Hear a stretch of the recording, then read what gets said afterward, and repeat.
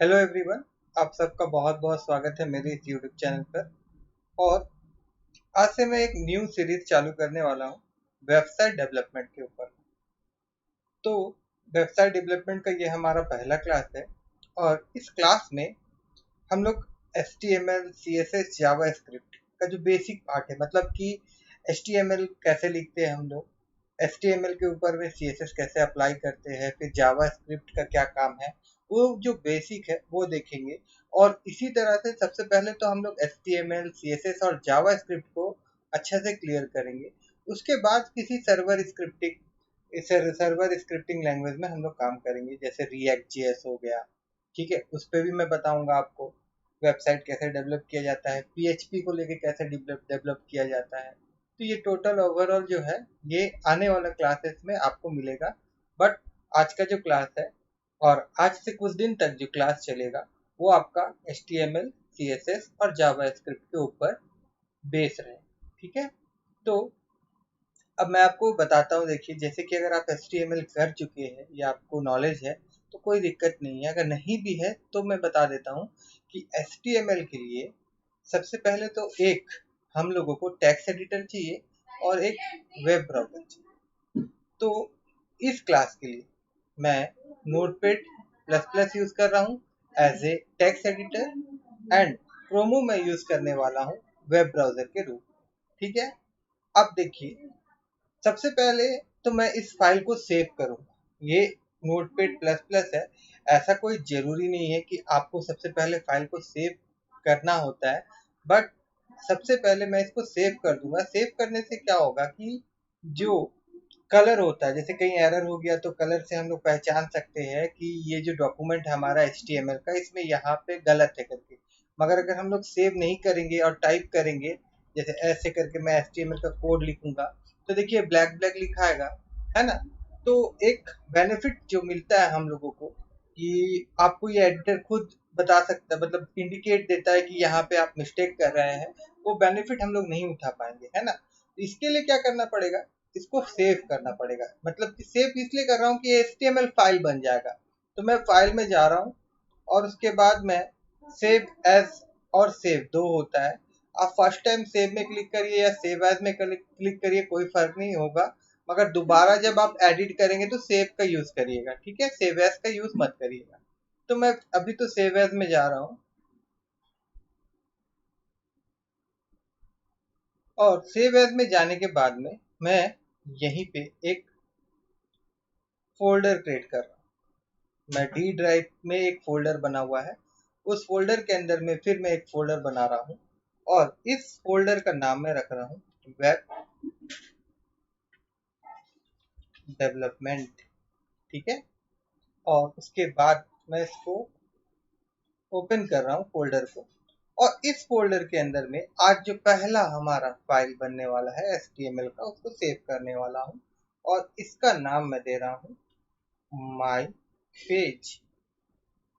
और देखिए, HTML file को जब भी हम लोग सेव करेंगे ना, तो आप नाम जो मर्जी है दे दीजिएगा, ABCDEFGH या अपना नाम। ठीक है, मगर नाम के बाद में आपको डॉट लिखना है और डॉट लिखने के बाद में आपको HTML लिखना होता है। HTML जो लिखा भी मैंने, डॉट HTML, ये HTML का एक्सटेंशन है और इसी के मदद से ये जो था हमारा टेक्स्ट फाइल, ये बन जाएगा आपका HTML फाइल। ठीक है, तो अब मैं इसको सेव बटन में क्लिक करूंगा। तो अब ये जो फाइल है हमारा, पहले जब इसमें एक्सटेंशन नहीं था तो ये एक टेक्स्ट फाइल था, बट अब ये क्या हो गया है, अब ये एक HTML फाइल बन गया। अब HTML के लिए सबसे पहले हम लोगों को ऊपर में HTML लिखना पड़ता है और सबसे लास्ट में हम लोगों को स्लैश देके HTML लिखना पड़ता है। अब देखिए, इसको तो हम कह सकते हैं ये HTML टैग है, ठीक है। बट मैं आपको बता दूं, जैसे ये HTML लिखा हुआ है ना, HTML इज एन एलिमेंट। ठीक है, ये आपका एलिमेंट कहलाता है। HTML में बहुत सारा एलिमेंट है, तो ये जो मैंने अभी लिखा है ये टैग के अंदर में HTML, तो इसका मतलब क्या है कि HTML डॉक्यूमेंट जो है ये हमारा शुरू हो रहा है यहाँ से। दैट मीन्स ये आपका यहाँ से स्टार्ट हो रहा है और यहाँ पे ये एंड हो रहा है हमारा जो डॉक्यूमेंट है HTML का। ठीक है, अब मैं इसको मिटा देता हूं। अब HTML के को दो पार्ट में डिवाइड कर दिया गया। देखिए जैसा कि एक तो होता है इसका हेड पार्ट, ये हो गया आपका हेड पार्ट, और दूसरा होता है आपका बॉडी पार्ट।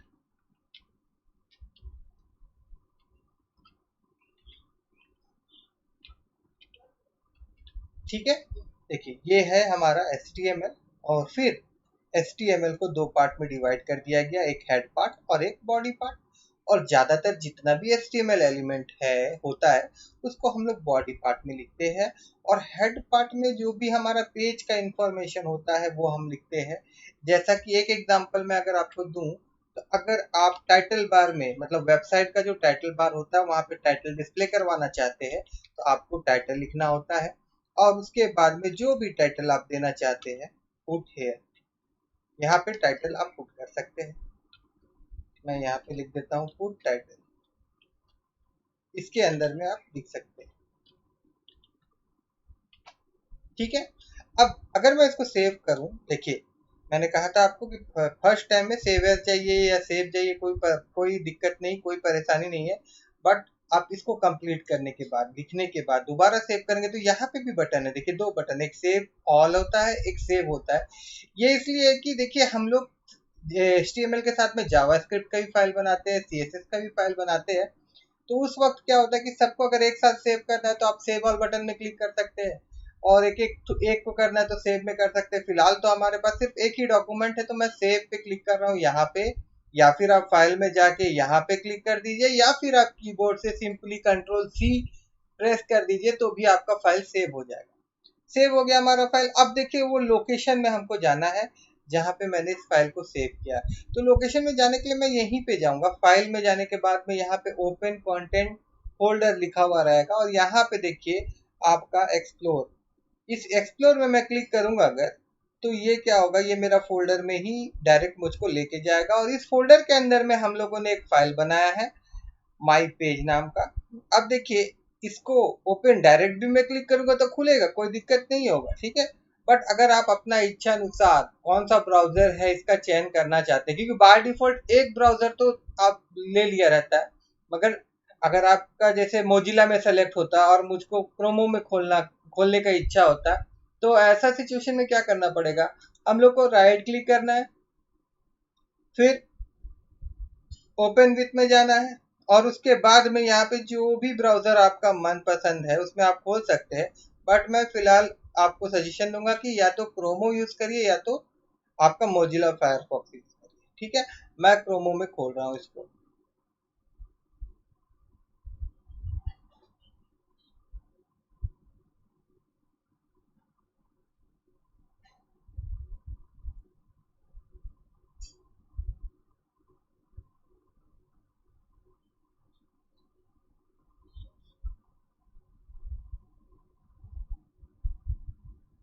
तो देखिए क्रोमो में ये ओपन हो गया है, और यहाँ पे टाइटल ध्यान से देखिए, ऊपर में पुट टाइटल आपको दिख रहा होगा स्क्रीन पे, आपकी स्क्रीन पे यहाँ पे देखिए हमारा जो ये वेब पेज है इसका टाइटल पुट टाइटल दिख रहा है। क्यों दिख रहा है, क्योंकि हम लोगों ने यहाँ पे पुट टाइटल लिखा है।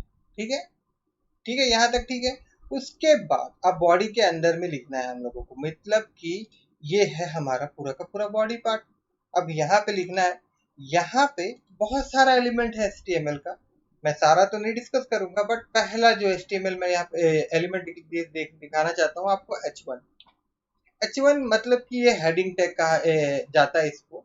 H1, H2, H3, H4, H6 तक इस प्रकार से हम लोग यूज कर सकते हैं जो H1 टैग है हमारा।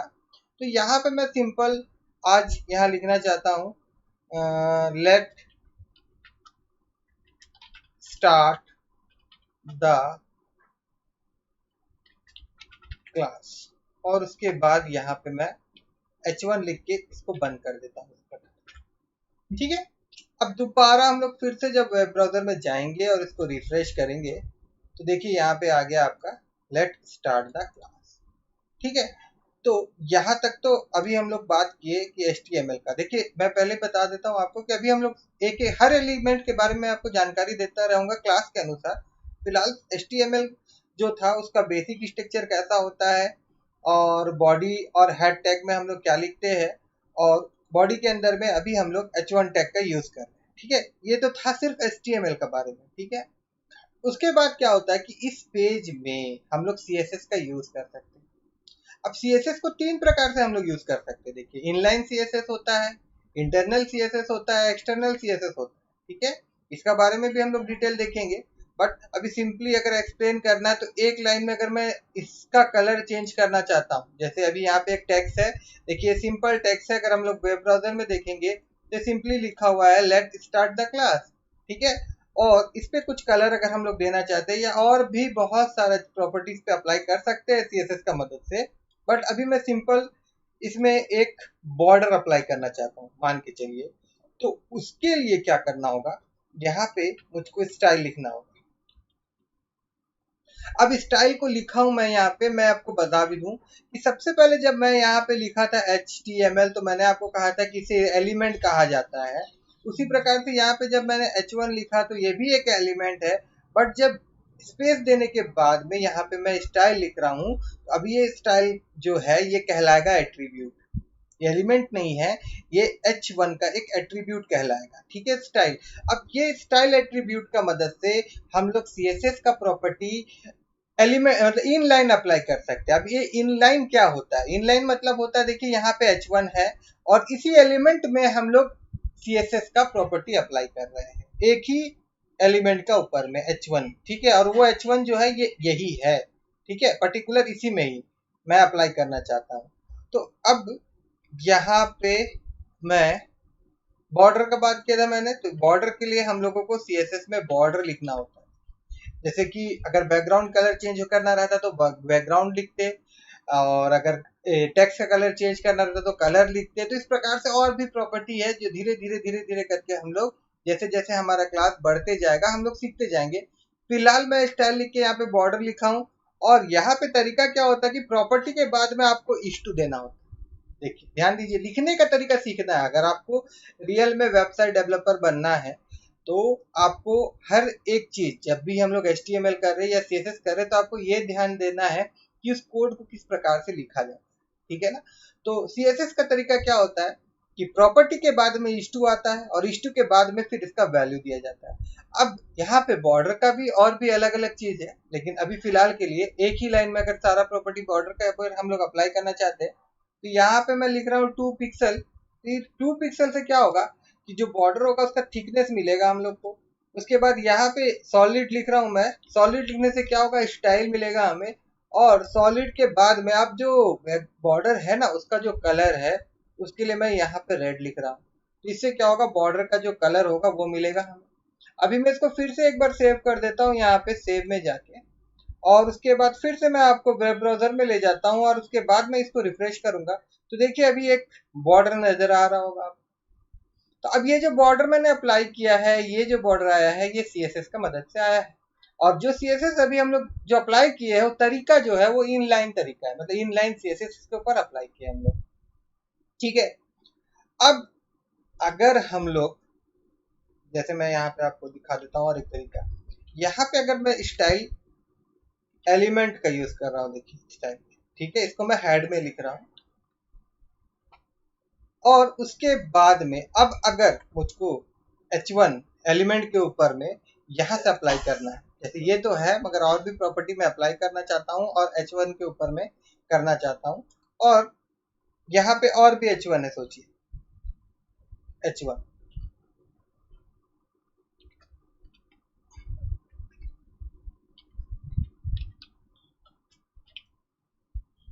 ये नेक्स्ट H1 मत पकड़ के चलिए, दूसरा वाला है ना, 2 H1 है।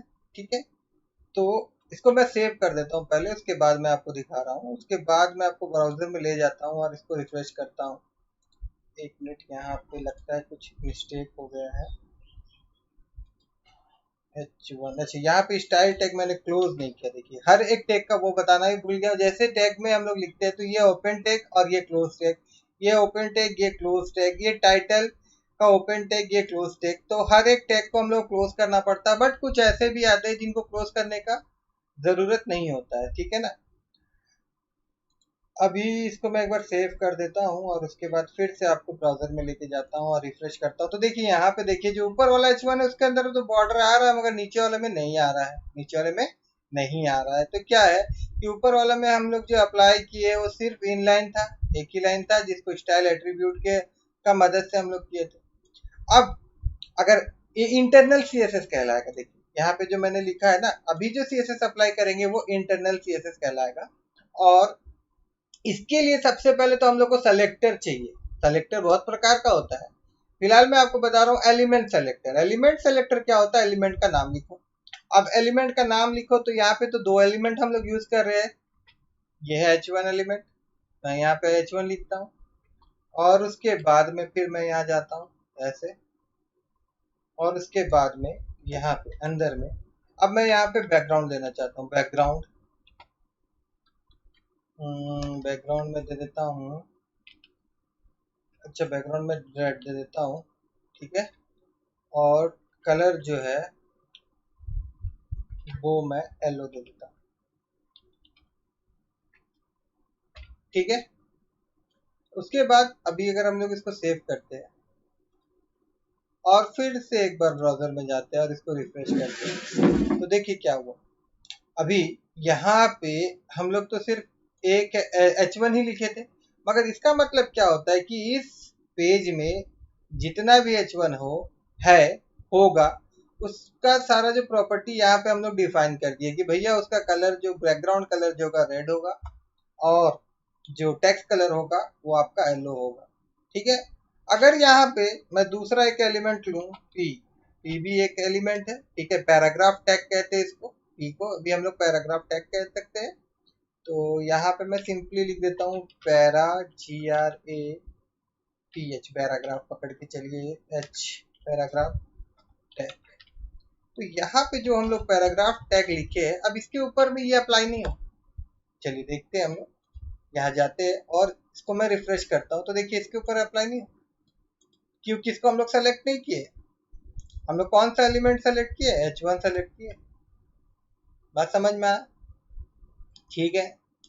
अब यहाँ तक तो समझ में आ गया होगा आपको कि CSS क्या होता है। CSS HTML के ऊपर में हम लोग अप्लाई करते हैं, CSS HTML के ऊपर में हम लोग अप्लाई करते हैं। और अभी हम लोग दो तरीका से देखे, एक इनलाइन CSS का यूज करना और एक इंटरनल CSS का। देखिए इसी पेज के अंदर में ही हम लोग यूज कर रहे हैं ना। एक्स्ट्रा पेज अगर दूसरा पेज बनाते और उसमें CSS का अगर हम लोग प्रॉपर्टी वगैरह डिफाइन करते तो उसको हम लोग बोलते एक्सटर्नल CSS, सॉरी ये है इंटरनल CSS, के अंदर में ही है, पेज के अंदर में ही हम लोग CSS अप्लाई कर ले रहे हैं। तो ये हमारा जो है ये आपका इंटरनल CSS है।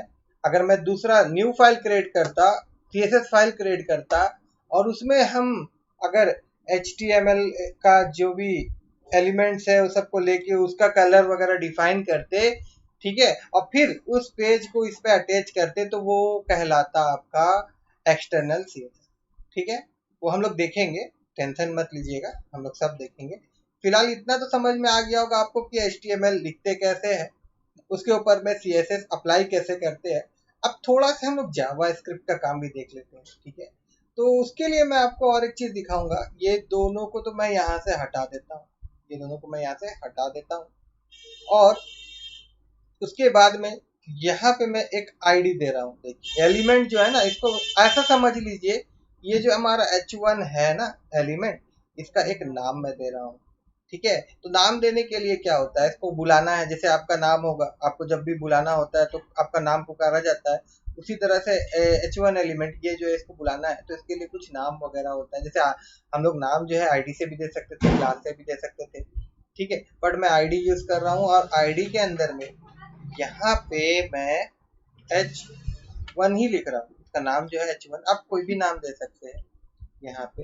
जैसे मैं इसका नाम दे देता हूँ, हेड दे देता हूँ, कोई दिक्कत नहीं है। हेड भी हम लोग दे सकते थे, तो इसका नाम हम लोग हेड ही दे देते हैं। और उसके बाद अभी अगर मैं इसको सेव करूँ तो कुछ नहीं होगा, ये तो बस मैं ऐसे ही सेव कर दिया था, ठीक है। अब क्या करना है मुझको कि जावा, ये जो यहाँ पे है लिखा हुआ टेक्स्ट लिखा हुआ है, तो जावा स्क्रिप्ट का मदद से ये टेक्स्ट को मैं चेंज कराना चाहता हूँ, ठीक है। तो उसके लिए मैं एक बटन बना रहा हूँ। देखिए अगर मैं बटन नहीं बनाऊं और तो भी मैं आपको दिखा सकता हूँ, लेकिन मैं एक बटन क्रिएट करना चाहता हूँ। पहले एक मैं नहीं तो मैं एक बिना बटन का भी आपको एक बार दिखाई देता हूँ। देखिए यहाँ पे हम लोग कुछ नहीं लिखते। छोड़िए, देखिए अभी ये हमारा ब्लैंक है, इस पे कुछ भी नहीं लिखा हुआ। इसके अंदर में जो टेक्स्ट पुट करना है हम लोगों को, वो मैं जावा स्क्रिप्ट के मदद से करना चाहता हूँ, ठीक है। तो जावा स्क्रिप्ट को अगर आप इस पेज में लिखना चाहते हैं, जावा स्क्रिप्ट का कोड इस पेज में लिखना चाहते हैं, तो उसके लिए आपको स्क्रिप्ट टैग का मदद लेना होगा। यहाँ पे स्क्रिप्ट को आप खोलेंगे और उसके बाद में आप स्क्रिप्ट को बंद करेंगे। और एक चीज मैं बता दूं कि जावा स्क्रिप्ट का जो लिखना चाहते हैं आप, तो देखिए अच्छा ये होगा कि आप उसको नीचे लिखिए। उसका भी एक रीजन है नीचे ऊपर लिखने का, बट अभी मैं इसको नीचे इसलिए लिखने बोल रहा हूँ कि देखिए अभी हम लोग H1 के ऊपर में कुछ काम करना चाहते हैं। जैसे H1 के अंदर में यहाँ पे टेक्स्ट पुट करना चाहते हैं, तो ये जो कोड होगा ना, तो ये H1 को खोजेगा पहले। तो अगर इस स्क्रिप्ट को हम लोग ऊपर लिख देंगे तो ये पहले ही खोजेगा। और ये जो पेजेस होता है ये ऊपर से नीचे तक रीड होता है, तो उस वक्त क्या होगा, ये H1 इसको मिलेगा नहीं, तो दिक्कत हो सकता है। इसीलिए क्या है, इसको नीचे ही लिखिए। अब जावा स्क्रिप्ट का एक कोड होता है document dot gate element ELEMENT element document dot gate element by ID मतलब ID का मदद से उसमें हम लोग काम कर रहे हैं। अब यहाँ पे क्या देंगे हम लोग, ये ब्रैकेट के अंदर में देखिए कॉमन सेंस लगाइए, यहाँ पे मैंने ID डिफाइन किया। तो अब जाहिर सा बात है यहाँ पे क्या आएगा, इसका नाम आएगा। यहाँ पे जो वहां पे था वही यहाँ पे आएगा। तो यहाँ पे मैं लिख दूं अगर हेड, तो हो गया हमारा काम। और उसके बाद डॉट इनर HTML, ठीक है। और उसके बाद में आप देखिए यहाँ पे खाली है। मैं आपको फिर से एक बार दिखा दूं, देखिए यहाँ पे ब्लैंक है, हम लोगों ने यहाँ पे कुछ भी नहीं लिखा। यहाँ पे जो हम लोग लिखते हैं ना, तो वही चीज वहां पे डिस्प्ले होता है ना। अब यहाँ पे जो हम लोग लिखना चाहते हैं वो मैं यहाँ लिख रहा हूँ। वो चीज मैं कहाँ लिख रहा हूँ, यहाँ लिख रहा हूँ। तो यहाँ पे मैं लिख रहा हूँ welcome to my CLASS class. और उसके बाद इसको मैं यहाँ बंद कर देता हूँ और सेव कर देता हूँ। देखिए ये जो है ये बंद किया मैंने, ये वाला, ठीक है। और फिर देन हम लोग फिर से एक बार जाते हैं और इसको रिफ्रेश करते हैं। तो देखिए यहाँ पे वेलकम टू माय क्लास जो है, ये कहाँ से आ रहा है, ये आपका जावा स्क्रिप्ट से आ रहा है, ठीक है। यहाँ पे जाके अगर हम लोग डेवलपर टूल ओपन करें और फिर यहाँ पे एलिमेंट में अगर मैं क्लिक करता हूँ, तो यहाँ पे देखिए ये जो वेलकम टू माय क्लासेस यहाँ पे आपको दिख रहा है ना, इसके अंदर दिख रहा है। मगर जब मैं इस पेज में दिखाऊं आपको, तो यहाँ पे देखिए यहाँ पे कुछ भी नहीं लिखा हुआ है, तो ब्लैंक है। ये क्या है, ये पूरा का पूरा ब्लैंक है, ठीक है। बात समझ में आया आप लोगों को। अच्छा, अब मैं इसी चीज को, ये जो यहाँ पे मैंने लिखा था, इसी चीज को मैं हटा देता हूँ, स्क्रिप्ट में हटा देता हूँ, ठीक है। और मैं यहाँ पे एक बटन क्रिएट करने वाला हूँ, ठीक है ना। बटन के लिए हम लोगों को BUTTON बटन लिखना होता है। और फिर बटन लिखने के बाद में यहाँ पे मैं ऑन क्लिक लिख रहा हूँ। ऑन क्लिक एक इवेंट है, ठीक है ना। मतलब ऑन क्लिक, जब इस बटन पे कोई क्लिक करेगा तो ये किसी चीज को कॉल करेगा। जैसे कि उस चीज का नाम हम लोग फंक्शन के रूप में भी ले सकते हैं। बट अब ये किसको कॉल करेगा, अब ये जो लाइन ऑफ कोड है ना, इसको ये कॉल करेगा। कैसे कॉल करेगा, उसके लिए इसको हम लोग इक्वल टू देंगे। और ये जो लाइन ऑफ कोड यहाँ पे लिखा हुआ है, इसको मैं सिंगल इन्वर्टेड कोमा में इस तरह से लिख देता हूँ। इसको सिंगल इन्वर्टेड कोमा में इसलिए लिखा क्योंकि अंदर में देखिए हम लोग डबल इन्वर्टेड कोमा यूज किए, ठीक है ना। इसीलिए मैंने बाहर में क्या किया, सिंगल इन्वर्टेड कोमा में इसको रख दिया है, ठीक है।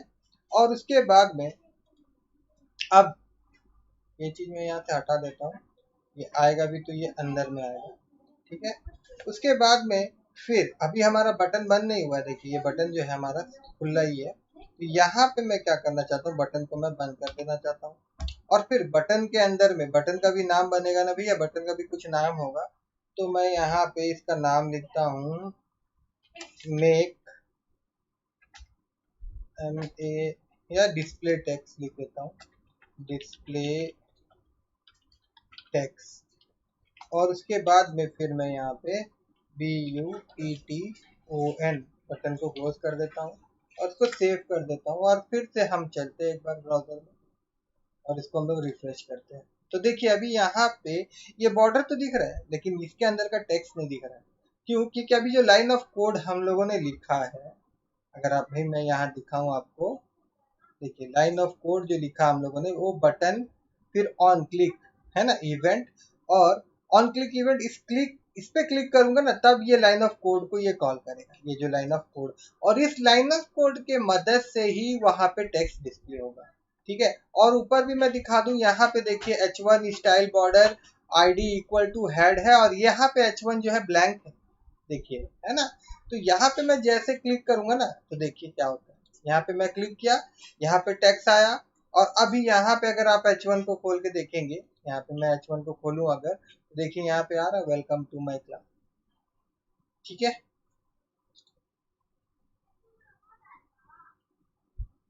अच्छा यहाँ तक समझ में आया आपको?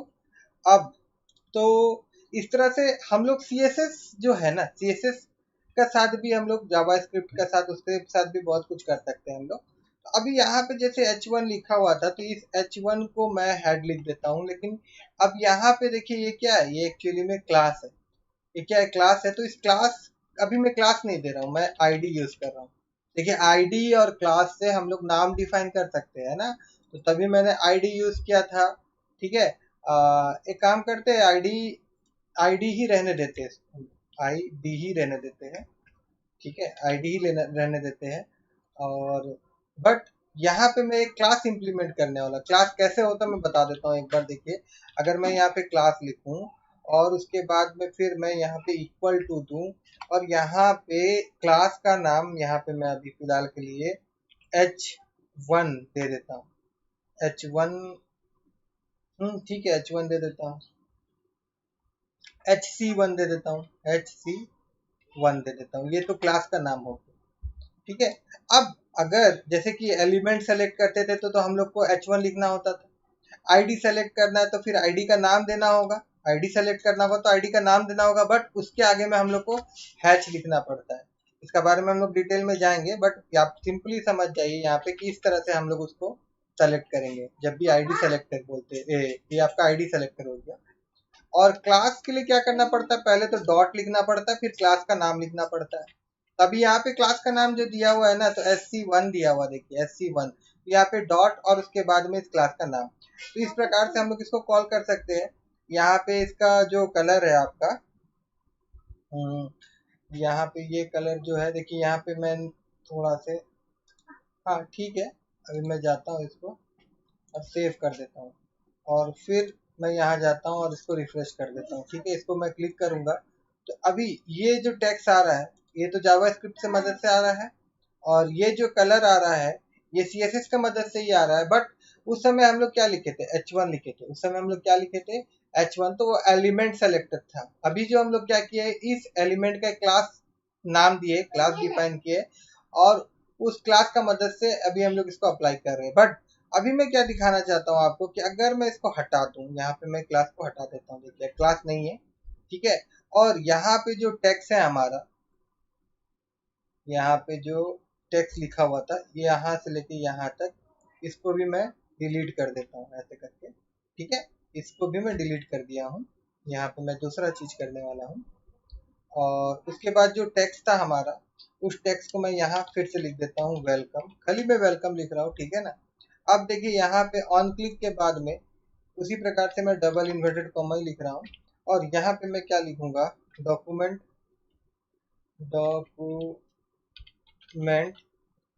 Dot document dot gate element by ID, और उसके बाद आईडी का नाम।